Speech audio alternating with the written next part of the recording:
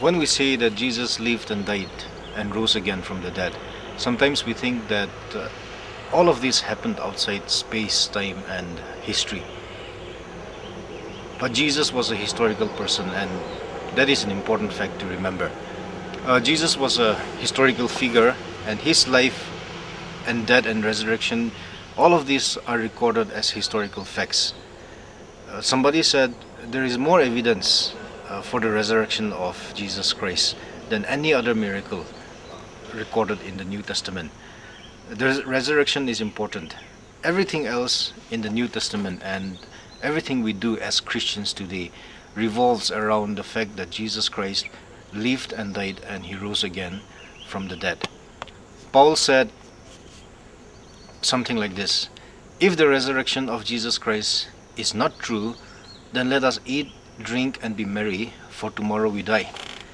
And Paul also said, if the resurrection is not true, then Christians are to be pitied more than anybody else. You take the resurrection away and you take the Christian message away.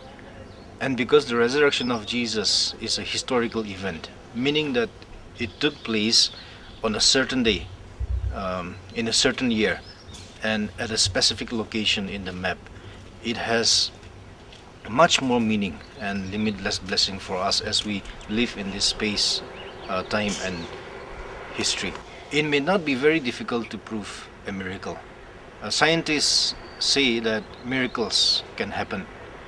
Supposing you have known a person who is blind for 10 years. You have known him for 10 years, and suddenly this person can see. And you know so many other people who have known this blind man for 10 years, and all of them testify that he can now see. You know, when Jesus was crucified on the cross, they made sure that Jesus died, and they even put a spear on his side to make sure that he's dead. And they buried him in the tomb of a rich man, and they sealed it with the seal of the Roman Empire, meaning that no one would be allowed to touch the tomb. Then Jesus rose again on the third day, and he appeared to so many people, his disciples, and so many other people who had known him before he died. And from among these people who had seen him after his resurrection, 4 of them wrote the 4 Gospels in the New Testament, that is Matthew, Mark, Luke, and John. And all of them recorded the life, the death, and the resurrection of Jesus in these 4 Gospels. Now supposing the disciples of Jesus were making up a lie, saying that Jesus had risen from the dead, there would have been a lot of contradictions in their reports. Because when you lie, there are always a lot of contradictions. But in the records of the disciples of Jesus, there is no contradiction about the life, the death, and the resurrection of Jesus Christ. And all of these disciples were murdered, they were killed because of the fact that they were preaching Jesus Christ who rose again from the dead. And I do not think that any sane person would be willing to die for a lie.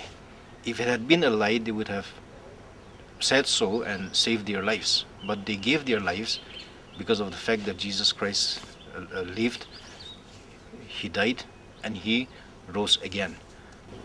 We all love the old classic song, Because He Lives.